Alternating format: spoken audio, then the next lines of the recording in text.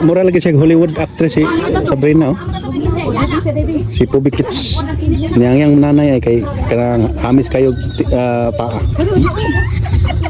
Nga si Inday Christine. Si Christine. Nay. Liwat kay siyang Gloria. Naami diri sa Kabukiran. Mga igsoon, no? Naami sa Kabukiran. Sa Pinamungahan. Si Donabel, ang anak ni Billy na pumanaw na nangga na naman yung mataan eh. Bata pa ni karong ginakto na. Ito dito ha. Ano nilang lugar? Ano nilang lugar? Naamis Kabukiran, mga igsoon, mga kapatid, no? Ginalaw namin ang dating bahay ni Billy. Ay, Billy Imoy. Sila si Risa, oh. Si Risa, si Mian. Happy birthday, Mian!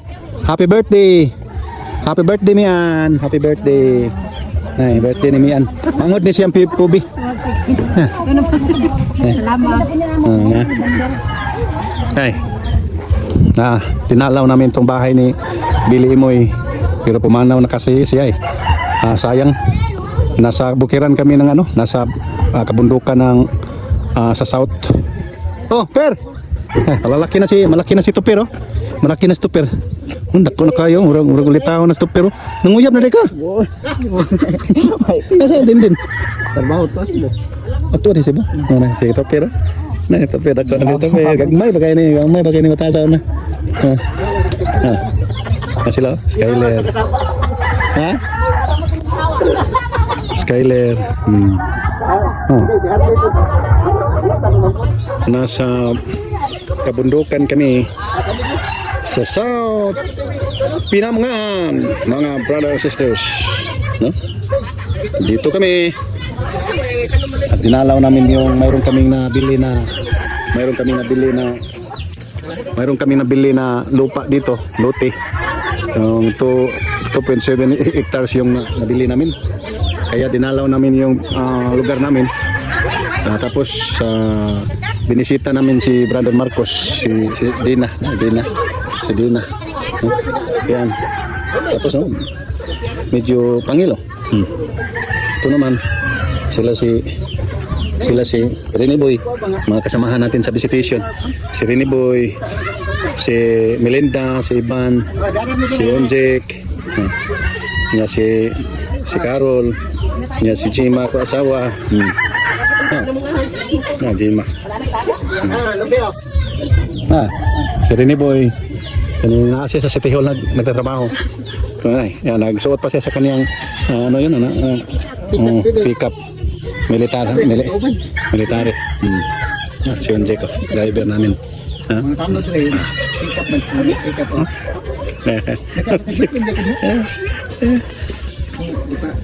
Tupper, ako na kaglawas Tupper eh. Grabe Tupper. Bakit ito pa gisuko ito dong eh. Mateo. Si Mateo. Kaya masamad mo na. Samad mo na.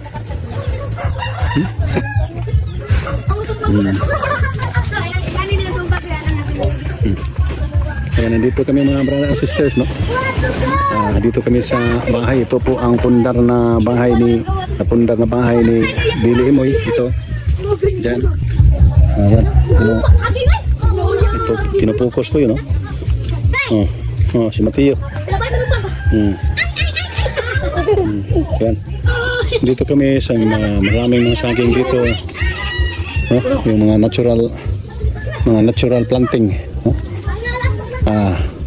Talagang God is good dahil napuntahan namin ulit ang lugar ni Brother Marcos na tinuturuan namin, no, patungkol sa Biblia. Dati dito kami mag Bible study, kaya lang nagbago ang surroundings, nagbago ang paligid dahil sa yung bagyo, Typhoon Odette, na talagang halos lahat mga bahay dito ay ubos. Talagang malaking pinsala ang bagyong Odette. Kaya nagbago ang mga tayo ng bahay, no? Iba na. So dati dito kami mag Bible study oh. Oh, dito kami mag-aral patungkol sa Biblia, patungkol ni Jesus Christ, kung ano talaga gaano kahalaga ang salita ng Diyos. No? 'Yun ang sabi ng Panginoong Hesus sa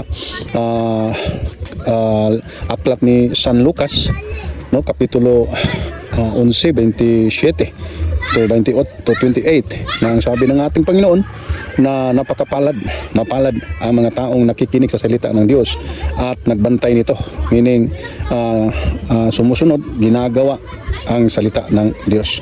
No, pag tayo po ay makinig sa salita ng Diyos, mapalad po daw tayo, no? Makinig at tumupad nito, meaning gawin kung ano ang napakinggan sa salita ng Diyos, no? Kasi yun ang sabi ng Panginoong Hesus habang ang Panginoong Hesus ay nagtuturo, no, sa talagang parang publicly, so maraming mga tao na nakikinig sa kanya, ay bigla lang may sumigaw na babae na Panginoon, napakapalad talaga ang nanay mo, yung nagpadidi sa iyo, nagpasuso sa iyo. Ang sagot ng Panginoon, mas mapalad pa yung mga taong nakikinig sa salita ng Diyos at tumupad nito. So, pinapakita ng Panginoong Hesus kung gaano ka halaga ang maging listener po tayo sa salita ni Kristo, meaning sa Biblia. So, yun, no, mga ka-Francis. Kaya dapat sana ng bawat isa sa atin ay kailangang makinig sa salita ng Diyos. Kaya binisita namin itong mga Bible study namin dito, no? Ito sila, mga dati sila itong bahay na to, nagsimba na talaga itong bahay na to ni Annalyn, no? Kaya lang namatay yung husband niya, nagkapatid namin. Oh, yan si Marcos, oh. Yan si Marcos. Tapos dito kami talaga pag kami mapunta dito ay talagang mag Bible study ko. Yan. Kaya mga brothers and sisters, no?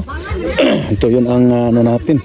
Kailangan natin na gawin na habang may buhay, pasyal-pasyal tayo, no? Gala-gala po tayo para bisitahin ang mga tinuturuan natin, no? Ito si Marcos, tinuturuan namin dati dahil siya po ay may dalang kumbaga may parang sinturon na anting-anting daw, yung power or tinatawag na power ng anting-anting o power ng demonic or the power of darkness, no? Kaya tinuturuan namin, no? Yan si Brother Marcos. Dili man na mundo, Brother Marcos. Mao ni kinamahalan. Wala siya ka na. Bangan. Mao ni kinamahalan sabi. Ngano man na? Mao ni parang sport man. Kiluwa. Sige. Kila ba na?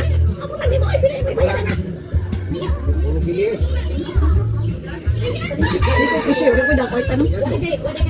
Mato ko ba? 50 ni. Mil. Yung kares 50. Pila man na.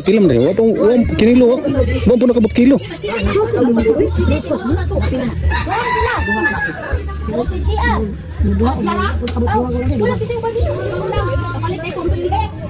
May lam. Ayun na gauna plastic. Gauna dito be. Pagkuha sa takong bahagi, wa tay kwenta.